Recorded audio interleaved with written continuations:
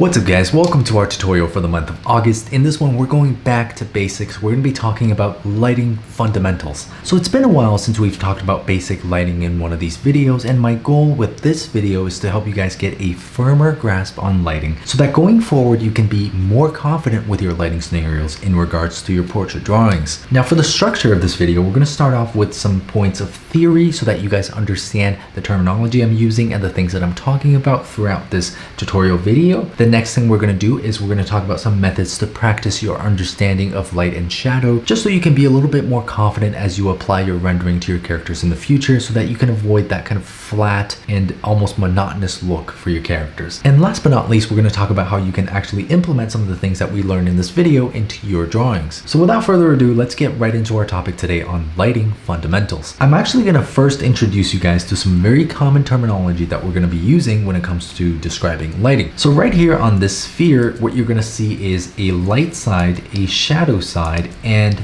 a dark cast shadow. So this right here is called a cast shadow because it's being cast by the object in the environment. It means that there is an object blocking the path of the light so that the light cannot reach whatever surface is behind this object. That's called a cast shadow. And the second type of shadow is a form shadow. So a form shadow is different from a cast shadow because the cast shadow is created by an object blocking the path of the light, but the form shadow actually occurs on the surface of this object. So as the surface of an object kind of wraps around, if the light is coming from this direction, it's not going to reach this side of that object. As a result, there's going to be a form shadow on the side that's facing away from the light. Okay, so these are two of the very core terminologies to lighting. And there are a couple more different terminologies that I just want to introduce you guys to for now. So when you look at a shadow like this on a sphere, right here, this section, see the darkest section in the shadow side of the sphere,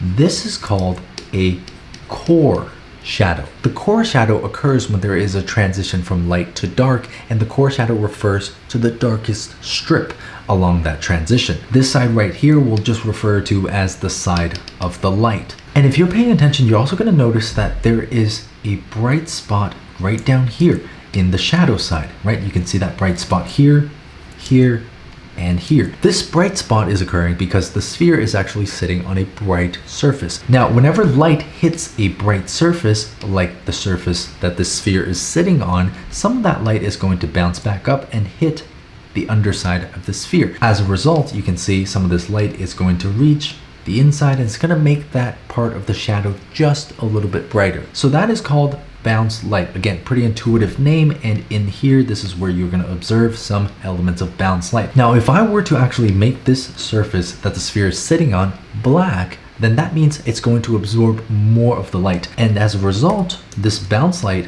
will not be nearly as strong. In fact, it might not even be there if this surface was black. Okay, so that's just something to keep in mind. The bounce light is not always going to be there. It depends on the surfaces that are surrounding it. All right, so those are some key terminologies, but the first main concept that I want to introduce you guys to is the light's travel path. Now, when it comes to drawing, there aren't too many concrete rules that you just absolutely cannot break, but here's one of them. When we're talking about lighting, you have to remember that light always travels in a straight line. Now some of you guys might have already known this, but here's why it's so important. If you're able to understand that light travels in a straight line, if you can picture that in your mind, then you're going to be able to determine every single light source that you see, where it's coming from, what kind of light it is, and it's going to make the process of rendering your drawings so much more intuitive. So we're going to take these spheres for example, right? The information that we have here is that this side is in light,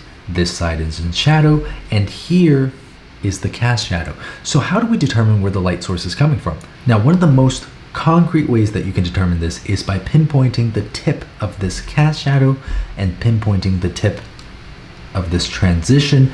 And now if you can trace this straight line here and extend it, same thing on this side, you can see the shadow right here, trace it back. Well, now you have the direction of your light source, right? This right here is where that light is coming from. We're gonna do the exact same thing for this sphere. So trace the tip of this shadow, trace the tip of this shadow at the bottom edge, and we can determine that the light is coming from the side. So the sphere here is actually blocking out the shape on the wall. You can see for this piece at the bottom here, if we can trace these edges, right? Just follow the straight path of the light. We can determine that the light source for this sphere is right here, and it's also coming a little bit forward towards us because now you can see the core shadow actually wraps around the sphere a bit, so we see more of the light side. The more of the light side that you see, that means the light is closer towards your viewing perspective. And last but not least, we've got this sphere here. You can see that is the shadow side, and this is the light side. So that means that the light source is coming from above. And if you can trace the tip of this cast shadow along with the form shadow, you can determine that the light source is coming from straight above, right? So this is a very important concept to understand. You have to be able to trace the light source, understand where it's coming from. Now, the reason that this concept is so important to me is because whenever I look at a reference, the first thing that I try to determine is where is the light source coming from. And even when I'm drawing my own character and I'm trying to pick out a lighting scenario for them, I have to determine, okay, where is the main light source? And how is that light source going to interact with the shapes and the forms that are present on my subject? So understanding this law of lighting, of how light always travels in a straight line, and if you trace it back,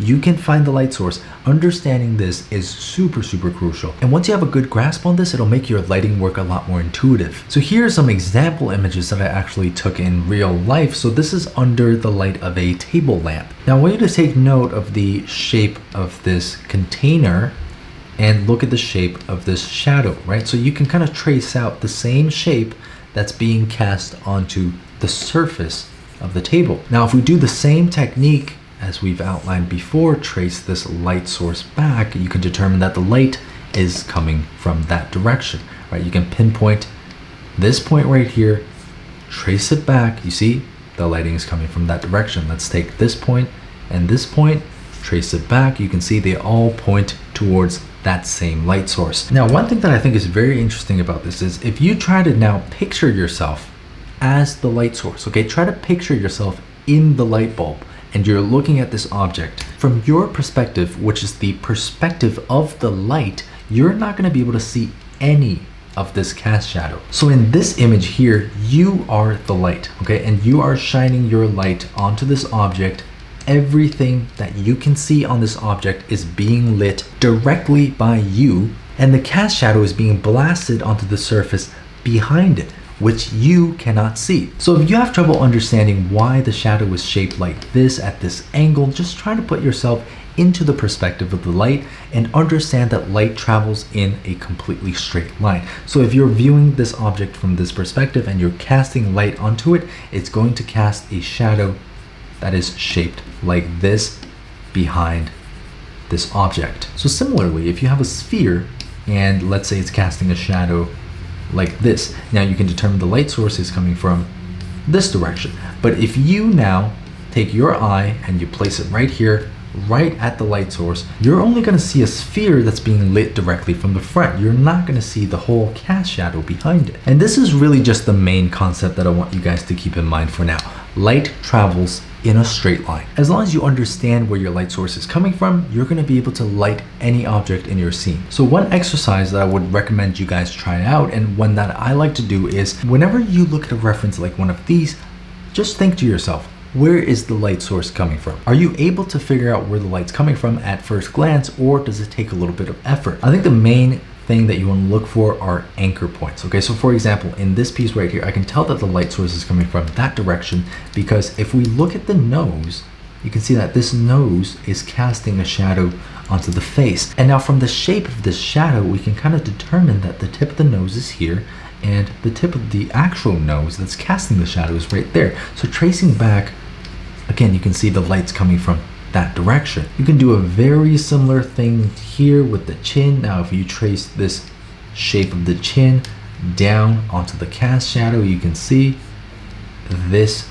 is the direction of the light. And if you're not super certain, you can kind of cross-examine that with different elements in the reference. So if the light is actually coming from this direction, that means a lot of this side will be in shadow, and in this reference you can see they are actually in shadow. Even down here as you get to this block, you can see the side facing this way is not catching any of the light. So understanding the difference between the light and the shadow sides and understanding your cast shadows and why those are occurring is going to tell you exactly where the light source is coming from. For the second one, this one's a little bit interesting because the light source is a lot more muted. And what I mean by this is if you look at the cast shadow in the background here, so we have a very strong silhouette of the face, right, for the actual subject, but the cast shadow here, look at this soft edge. This edge is very, very soft. Now, when a cast shadow has a soft and blurred edge, that means the light source is weaker. So this is a good way to remember it, okay? The stronger the light source, the harder the cast shadows, and the weaker the light source, the softer the cast shadows. Of course, with strong light, you're also gonna get very high contrast, as you can see here. With a weaker light, you're gonna get a little bit less contrast between the light and the dark. Now, just because the lighting here is soft doesn't mean we can't determine where the light source is coming from. The soft light is just telling us a little bit more information about the nature of that light source. What I'm gonna do here is I'm gonna just kind of trace over this shape of the shadow and kind of determine which part corresponds with which part on the subject. So this here I think is the tip of the chin. So we can definitely determine that the light is coming from above and in front of the subject. It's casting its light down onto the subject. Now, can we find some other evidence to support this theory? And yes, we can. Here, look at the tip of the nose. This entire bottom facing plane is being cast in shadow. Look at the back of the head, this bottom facing plane being cast in shadow. The cheekbone right here facing the bottom is being cast in shadow, and so is the brow ridge of our character. And for homework, I want you guys to actually do this, okay? I want you guys to trace these steps. I want you to go in there, look for the contrasting elements of the light and the dark, and I want you to answer one question. Where is the light source coming from? So do exactly as I've done here. Trace these anchor points back, find that light source, understand how it's interacting with the subject. The moment you can grasp the travel path of light, it's kind of like ray tracing. It just makes everything a lot more intuitive. Now moving on to our practice section. In this section, we're going to be talking about some ways to retrain, rewire your brain to start seeing light differently, to start understanding it better. So in previous tutorials, if you guys have seen any of those, I've done a lot of lighting stuff with actual portraits of real people. And while those are good for learning lighting in real life, I find that these white plaster busts are a lot more intuitive and easier to absorb. I mean, essentially what's happening on these plaster busts is that the light is being simplified, but it's going to be intertwined with a lot of noise in terms of colors and hue shifts and all that stuff. So in order to set down your foundation of your understanding of lighting, I think this method helps a lot. Now, me personally, when I was younger, this is basically how I started off learning light and values on these white plaster busts in different shapes, different lighting scenarios. It simplifies the topic for you and breaks it down into one single subject at a time, which I think is super crucial. Whenever someone asks me how they should go about learning something, I always say try to focus on one thing at a time, because the moment you start adding too much noise into it, you're just gonna have a much harder time getting a grasp on the topic. So we're gonna start off here with the basics, okay? This is one of my favorite methods when it comes to breaking down lighting, and that is limit yourself, limit your value range. We're gonna avoid colors for this, and we're gonna use only grayscale. And not just that, we're gonna actually limit the amount of values that we're allowed to use. In this case, I want to break down this head into two values, light and dark. Now, in some of these sections, you're going to notice that the light and the dark kind of fade into each other. So there is no definite transition from one side to the next. But I don't want you guys to pay any attention to these fading and mixing and blending of the values. I want you to set your brush on no pressure opacity and figure out where to put the shadow and where to put the light so that you can create a distinct break between the shadow and the light. Hard edges only. You know, I've talked about this before in some of our environment tutorials, some of our previous lighting tutorials. It's just an extremely useful exercise that's gonna help you break down and simplify lighting in your drawings. So here you can see There's a lot of fading here on the neck, but what I'm gonna do is I'm just gonna break it down into two values. So this one dark value, one light value, and the light value, I'm just gonna keep it as white. This kind of simplification is extremely valuable to me. So you see here, there's a bit of a cast shadow from the other side of the jaw, we can assume. So we're just gonna follow that, you see? Follow that cast shadow down, ignoring this kind of blended and faded look. Just simplify. Okay, that's all you need to do, simplify. And as you get to the nose, this is probably the most interesting area. You can see there's some of these plane transitions coming down this way, and we're also going to get some cast shadows from the nose down to the lip, right down this way, and of course the upper lip is going to cast a shadow, and the lower lip right here is going to cast a shadow on the bottom, just like that. And then the chin is going to cast its own shadow. And then as we get down here, you're going to see the form shadow here on the chin on the side that is facing downwards, just like that. And of course, as you approach one of these exercises, you always want to determine where the light is actually coming from. In this case, we can kind of figure out that the light is coming from the side, is coming from this way, and it actually is able to hit this surface. It gets blocked by the front ridge of the nose and does not reach any of this shadow side on this face. So we can determine that the light is kind of coming from the side. It's not necessarily in front of the character, because if it was a little bit more forward facing, then you might get a bit more white on, let's say, maybe the cheek of the character. You might get a little bit of something like that, right? So as you do this exercise, remind yourself, where's the light source coming from? Why are these shadows occurring in these areas? And see if you can break it down like this so that your drawing can actually convey the 3D form of that object with only two values. So that first one was very simple. This one is starting to get a little bit more complex. Regardless though, we're going to be following the same technique. Reduce your color back to grayscale. Okay, we don't want to worry about any of these greens and yellows that you see in here. Don't worry about that right now. What I'm going to do is I'm going to choose my dark color here, and same as before, I'm just going to outline the shape of the shadow that I see. So there's that shadow around the eye socket, under the eye socket. You can see a little bit of a cast shadow here from the top of the brow.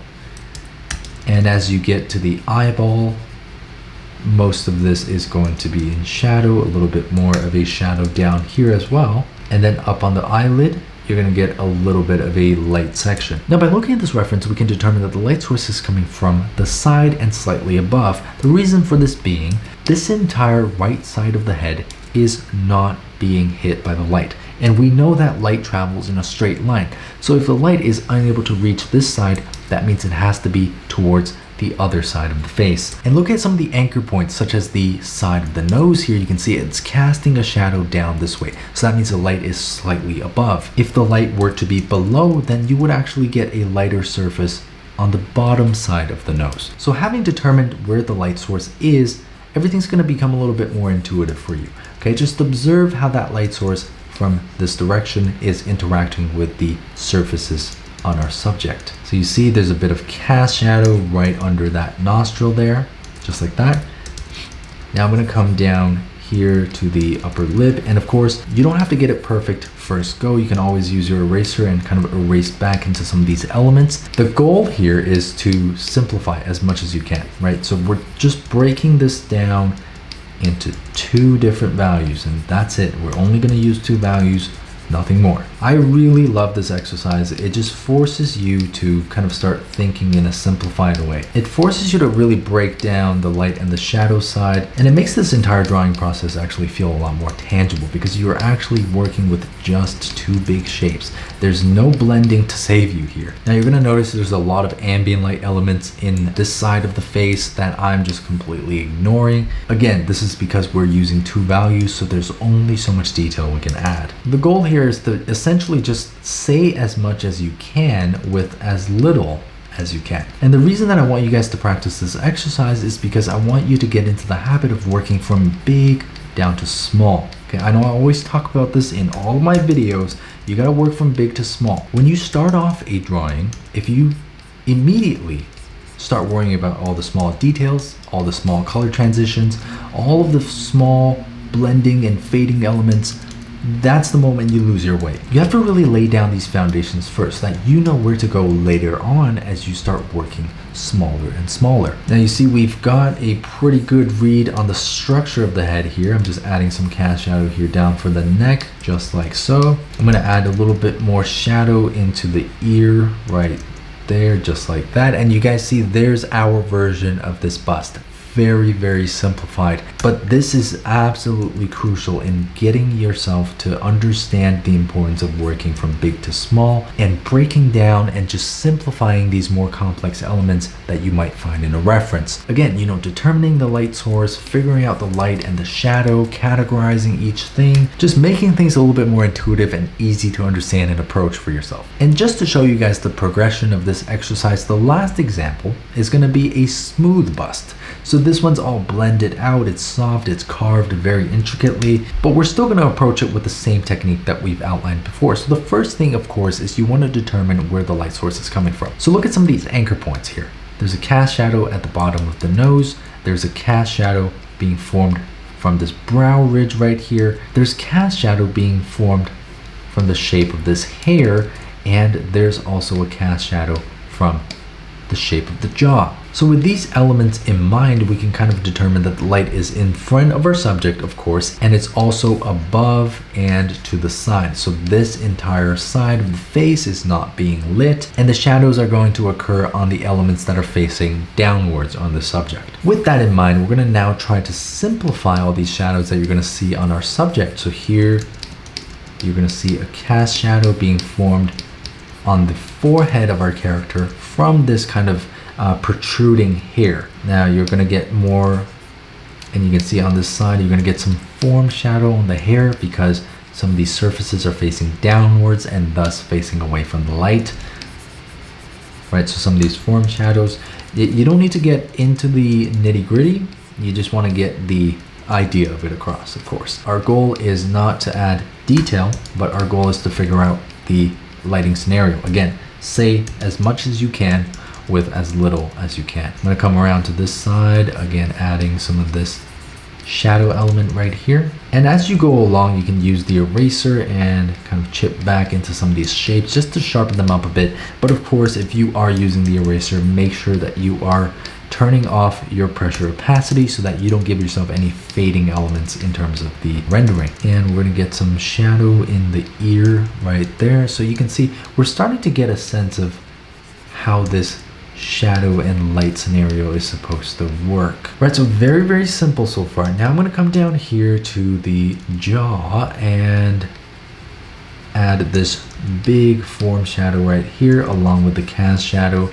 that's being blasted onto the side of the neck, just like that. And then as we round out the other side of the face, you're going to see more of this form shadow on this side. And right there, that's a cast shadow coming from the bottom of the nose.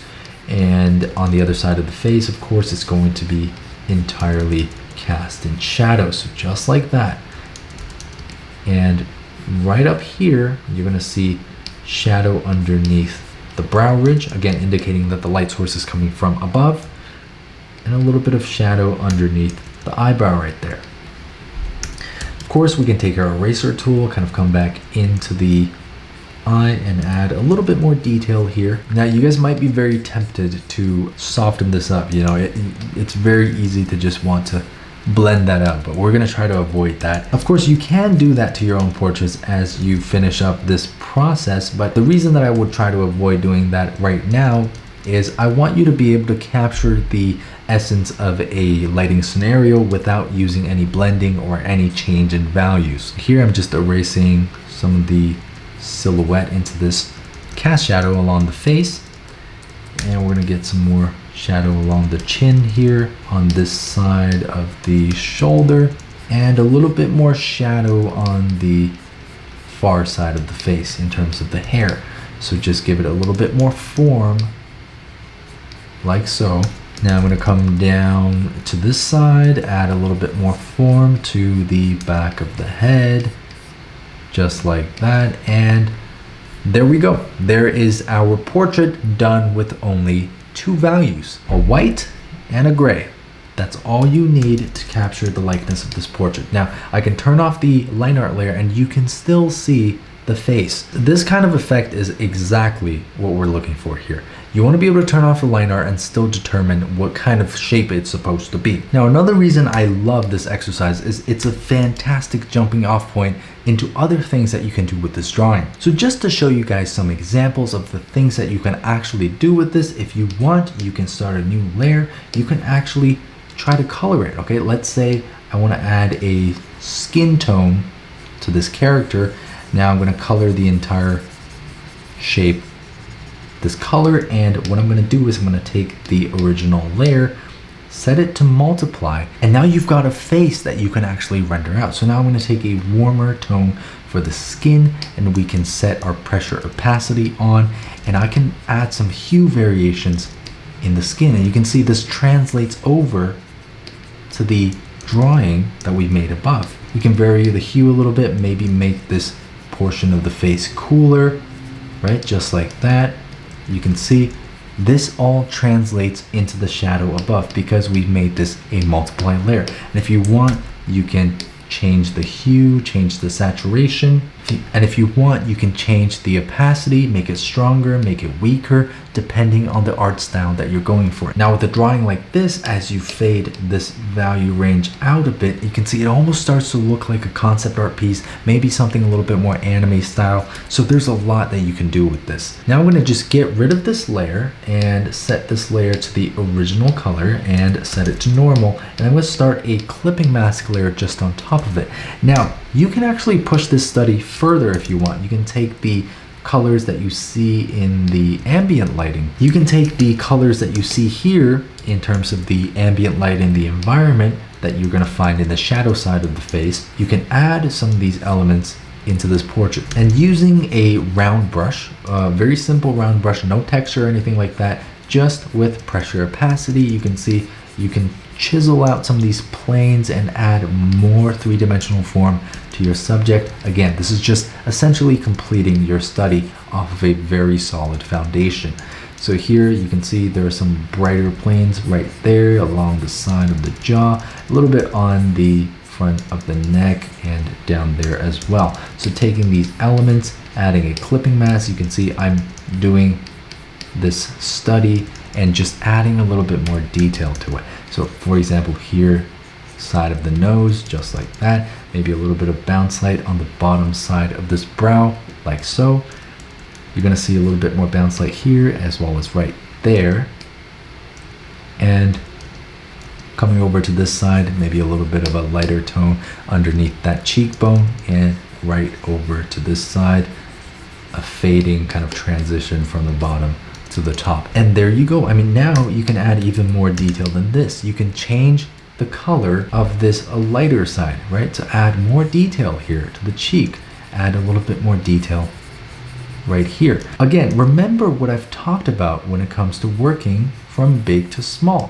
What we're essentially doing is we've laid down the biggest, most consequential elements of light and shadow, and based on the positioning of these elements, we're adding in different tones. So some of these darker light tones and some of these lighter dark tones, right? So there's a lot that you can do with this exercise, and I want you guys to try this out. This is also part of your homework. I want you guys to do this and then see what you can make out of it. You can try the method that I've outlined here by adding in more detail to your study, or you can get a little bit creative. Set this layer to multiply and render out your own character based on this lighting scenario. So last but not least, I want to show you guys some examples of how you can implement this very simple understanding of fundamental lighting. So looking at this reference, the first thing that I want us to do is determine the direction of the light source. Now looking at some of our anchor points, okay, here is a cast shadow of the chin and the jaw, and here is the actual chin and the jaw. So that means the light is probably coming from that direction.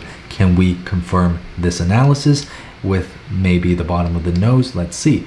This is the shape of the cast shadow, and this is the shape of the surface that's actually casting that shadow, right? So again, this general direction, it all checks out. So let's try to confirm that again. So here you can see bottom side of the hair facing downwards, it's being cast in shadow. It means the straight light rays are not touching that surface. So that means no light is coming from this side or this side. It's definitely coming from above. Coming over here, you can see the shape of the nose ridge and how it's casting a shadow onto the face. So again, the light is coming from this side and coming downwards. Coming over to this side, you can see the shape of the nose ridge and how it's casting a shadow onto the other side of the face. That again means that the light is coming from this side of the head. And of course, most of the elements on this side of this portrait are going to be in shadow because of the direction of that light. So that's great. Now that we've determined that the light is coming from this general direction, we can start adding the shadow elements onto our drawing. So I'm going to create a new layer, a clipping mask. You can set this layer to normal or you can set it to multiply. I'm going to use a normal layer for now just to keep things simple. I'm going to pick out the color that I see most prominently in the shadow here. Of course, we're going to make adjustments as we go, but using my round brush without pressure opacity, we're once again just outlining the big shape of the shadow, okay, based on the direction of the light source. Now this right here is my favorite way to paint lights and shadows. It's the easiest way that I found to understand the fundamental laws of light. You know, just figuring out that everything travels in a straight line, figuring out the direction of that light source, and then you're essentially categorizing these different forms on the face into either dark or light, right? So it really just keeps your eye focused on the bigger picture. It keeps things relatively simple, right? We're not too worried about blending things out or making slight and very, very inconsequential value changes here. So down here, you can see there's gonna be a lot of shadow over on the side of the face. Coming onto the neck here, you're gonna find a cast shadow that's being cast by the jaw and the chin. Now coming over to this side, you're gonna find some shapes that are weaving into the hair like so. Over on this side, you're gonna find some more shadows and chiseling back into that shape with an eraser. Just like that. Very, very simple, very, very effective. Coming over to this side that is in the light section, of course, there's going to be some surfaces facing downwards, and on these surfaces, you're going to find shadow. Right down here, more shadows on this side of the face, just like that. A little bit more shadows on this side with the hair. And coming over to this top section, you're going to find some more intricate shadows in the hair of our subject. Just using the eraser to, you know, kind of chisel out some of these shapes. I'm going to get some light over on this side as well. Again, following the general shapes that you see in the reference. Now, one rule of thumb that I have with drawing lighting in this way is that you don't want to get carried away with smaller details. For example, you see some of these tiny strands right here, and on the top of the head. You don't want to worry too much about that. Okay, because you got to remember that, you know, as we're doing this, we're trying to keep things relatively quick and relatively simple. Of course, the smaller details there do matter, but we can always add them in later. Okay, so don't stress yourself out with that as you start off a drawing. Now, coming back to this side, I'm going to add a bit of shadow here, a little bit more right there, using the eraser, fixing up the shape. I think that looks pretty good. And of course, there's going to be a bit of shadow here under the brow ridge, just like that. And I think we should be good to go. So the immediate effect here is three-dimensionality. Okay, and I want you guys to, when you do this stage of your drawing, zoom out a bit, see if it actually looks three-dimensional. If it does, you've done it correctly. It's all about placing the shadows and the lights in all the right spots. Now I'm going to create a new layer with a clipping mask, and here we're going to add some bounce light into this drawing. So I'm kind of approaching this the same way that I would approach a normal drawing that I'm doing. So I would find these areas where you see a lot of strong bounce light, right? For example, in the shadow right here, you're going to see a lot of bounce light right here. Again, the bounce light's occurring because there's light hitting this yellow wall behind our plaster model. And some of that yellow is inevitably going to find its way back onto the subject. Just like that. So I'm getting some yellow bounce light there, maybe a little bit right here. Doesn't have to be perfect. Now you're also going to notice some lighter elements here in the shadows. The reason that some of these areas are occurring is because of the white plaster that's actually on the model. Some of that is also reflecting light back up. That's also bounce light. So right here, if you zoom in actually just on the chin of this character, you can see if we take a round brush and we draw a sphere, this looks like the core shadow, that's the light side, and this is the bounce light in the dark side. It looks like a perfect sphere. So it just goes to show that almost everything that you see that's being affected by the light is under the same laws of lighting. That same transition from light to dark with the core shadow, with the bounce light, it's everywhere in this reference. The moment you understand how lighting is supposed to work on a fundamental level, then you start to know what you're looking for. So I'm going to add some final yellow touches here on these surfaces that are catching this bounce light, just like so, and a little bit on this side of the nose as well. You can see it's really starting to look a lot more three-dimensional. Now I'm going to take that second lighter color that's being cast by this bright surface on our plaster model itself. It's going to be less yellow in its color, but it's still going to be lighter in value than the shadow color around it. So here you can see some of this is going to catch the bottom of the chin. And now I'm going to take this original dark color and emphasize this core shadow right here on the chin. Now having done this, I'm going to start adding a little bit more of these lighter elements to the bottom facing planes on the hair. As you can see, I'm going to take some more of these elements, add them to the ear, as well as these bottom facing planes that you're going to find on these locks of hair. Now what's very interesting is in all of these locks of hair, you're also going to find this same concept of light, core shadow, and bounce light, right? A lot of these elements just carry straight through. As you can see, I'm going to have a light section here, a core shadow element here, and of course the bounce light is just beneath that element. So you can see on the front of the hair here as well. Of course, my drawing is a lot more simplified right now, mainly because, you know, for the sake of time, I don't want this drawing to take too long. But right here, you can see I'm going to add some lighter elements just under this transition from light to dark. So here's a light, core shadow, there's a bounce light, right? Just like how we would draw a normal sphere. A lot of these things are exactly the same. They just translate onto different surfaces in different contexts, right? So here we're going to take this lighter color, again, adding that bounce light element to the bottom facing plane on the hair, just like so.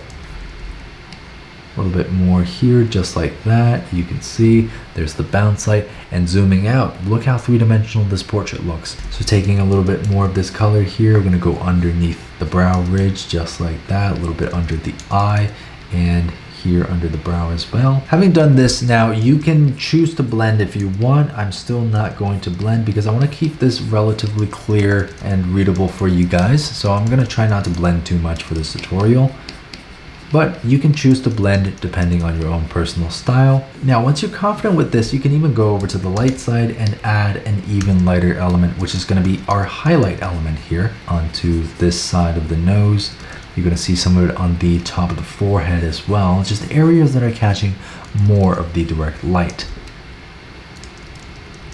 So a little bit here on the hair, you're going to see a little bit of it right there, just catching some of these surfaces, and some of it is going to be on the lips as well as the bottom lip, a little bit on the chin, and of course, if you want, you can choose to blend some of this out. It's entirely up to you whether you want to blend or not, but just remember that if you do blend your renderings, to keep some hard edges and soft edges, you want to have a good balance of the two, okay? Now I want to zoom in a little bit and focus on maybe a couple of specific areas on the face and show you guys how you can go into even more detail as you render. So here, we're going to take the ridge of the nose, we're going to take this darker color and add in our core shadow. So this is going to be our darkest element here on the nose. We're going to have this dark element come down this way, and then we're going to have some transitional elements right here. So some mid-tones surrounding the tip of this nose, just like that.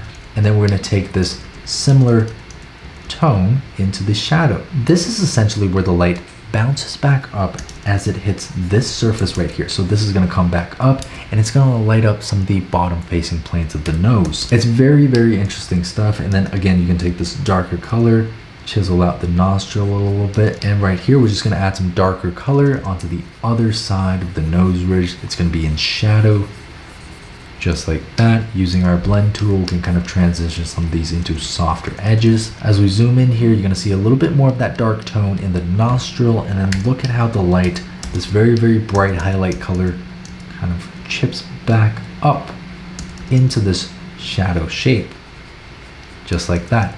And then right here on the other side of the mouth, you're going to get that as well. Coming down, there's going to be a slight form shadow right there, right? So you see what's happening in a lot of these places is you're getting a light color, you're getting a dark shadow color. There's going to be a core shadow right here, and in the shadow itself, there's going to be a bounce light. A lot of the drawing is going to revolve around this core concept here. And of course you can choose to blend it out or leave it as is, depending on your personal preference and your personal style. And all of this, the direction of the light, direction of the shadow, is being informed by the direction of the light source. While you're doing this, remember that light always travels in a straight line. And you can take this more detailed approach and apply it throughout the entire drawing. I'm not going to do that right now because it's going to take a very, very long time. But again, it goes back to the idea of working from big to small. And I think that's very important when it comes to lighting, because it's just such a complex topic, and if you try to approach it by focusing in on the small details, you're going to get lost very quick. I find that for myself when I'm drawing people or portraits and I don't follow this general breakdown, things become very confusing very quickly. So it's really just the best way that I've found to do things, and I think in terms of learning and understanding the fundamentals of light, this is very, very useful. And last but not least, here I want to show you guys how to actually translate this method of understanding light and shadow into your actual portrait drawings. Now, I'm showing you guys this in the tutorial, but that doesn't mean you can skip all the previous homework assignments that I've given you guys. The whole point of going through all of that was so that you can build up your grasp and your understanding of lighting, so that when you do apply it onto portraits like this one, it can be very intuitive for you. Okay, because if you skip any of these steps and you don't set down a solid foundation for yourself, you might find yourself having difficulties still. And honestly, it's just because lighting is such a complex topic, and even when we talk about the base understanding of lighting, it's still very, very, very tough to approach. So I'm going to set this new layer to multiply, and multiply, what it does is it allows me to draw on shadows without eliminating completely the colors underneath. So when I paint onto this character, you can see it darkens the character without actually destroying whatever colors was under it. Now I'm going to take a relatively neutral color, and we're going to do the exact same thing as before. Turn off pressure opacity. Here we're going to apply the shadow exactly where we see it. And don't worry, once again, about these plane transitions. I want you to just find that hard edge. Okay, I want you to simplify. I want you to make this as easy for yourself as possible. Remember that when it comes to this stage, less is truly more. Okay, so coming down to the neck, just like that. I'm just getting some of these major shapes down, and that's it. That's all I'm gonna do. Coming over to this side, just like so. Using the eraser, I'm kind of chipping back into some of these shapes just to correct some mistakes that I might have made. Coming over to this side, you can see the shapes in the light and the dark. Now there might be a little bit of shadow just under the eyelid, and there's also a bit of light over on this side of the eyelid. So you can see, as soon as you've got this down, you've essentially got a working lighting scenario for your character. It just depends on how complex you want to make your drawing, but this in itself works. I mean, this is it. This is all you essentially need to convey the form of your character. In a lot of anime style drawings, you're gonna see just this being done. Now, if you're not happy with that, of course, you can add more. You can add a new layer, and notice how some of these areas have lighter tones. So that's coming from maybe bounce light in the environment or just the ambient light in the environment. I'm going to take that lighter tone here, and setting my brush to pressure opacity, we're going to just add some of these lighter areas into the shadow, just like so. Of course, since we're using a round brush, if you're not happy with the shape, just cut back into it with the original color, like that. And I want to take some of this light color and bring it up to the side of the cheek, like so, a little bit along the cheek right there, just like that. You see that adds another level of dimension to the form of your character's face. And down here, of course, you can add some more of this color, chipping back into it, creating that nice hard edge going upwards. Coming down, you're gonna see there are some cool tones here on the chest. So that probably means that there's a little bit of ambient lighting that's a bit more cool in the environment. Now I'm gonna take a cooler color, so moving this color towards the gray, adding that lighter cool tone. You can even go into the blues and just gently glaze this color over your character. So right there, you can see there's a bit of a blue tone there, but when you go across it with your eyedropper tool, you can see it's still within the warms. It's just moving towards the gray, so it appears more blue. And that's just some crazy color signs for you guys. So down here, you can see a little bit more blue on the chin, right?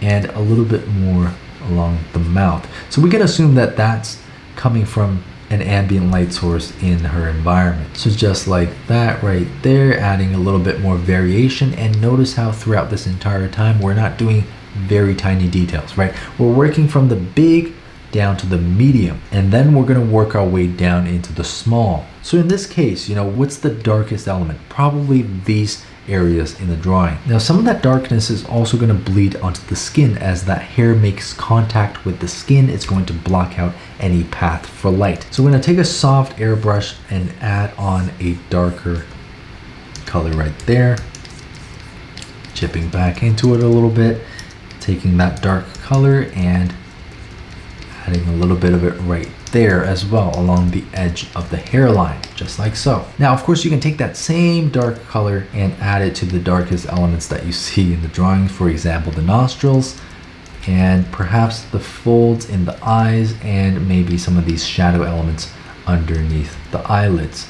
Just like that, for example. You might also find some darker tones just under the brow ridge. This is one of the more common areas to find darker tones because it's obviously shielded from the light. Now on this side of the nose, you might find some more dark tones just like so. And of course, right here at the corner of the lips, you might find even more of the dark tones. Now, as you get into drawing faces, drawing portraits, you're gonna have to start worrying a little bit more about the colors. So in between the light and the dark, you know, where there normally is a core shadow, you might get a slightly darker variation of the same color. So just keep that in mind, right? Think about that sphere as you're drawing all these surfaces. Think about how that core shadow might occur on these surfaces that you find on your character. And just like that, it looks pretty good. Now, one thing that I always like to do when it comes to my drawings is I like to add more saturation, more stylization in terms of the rendering. So I like to just bump up that saturation between the light and the dark a bit, you know, just adding some brush strokes here and there with a very saturated color to kind of create that feeling of translucency almost. Because I find that if something is fleshy, you can really kind of push that translucent feeling. It's just like that. You can add some more saturated elements right here in the nostril, just like so. You know, maybe a little bit more along the side of the eyelid and in the areas where the light is going to hit, just like that. Now I'm going to take some of these colors, migrate them downwards, just to make the drawing consistent, right?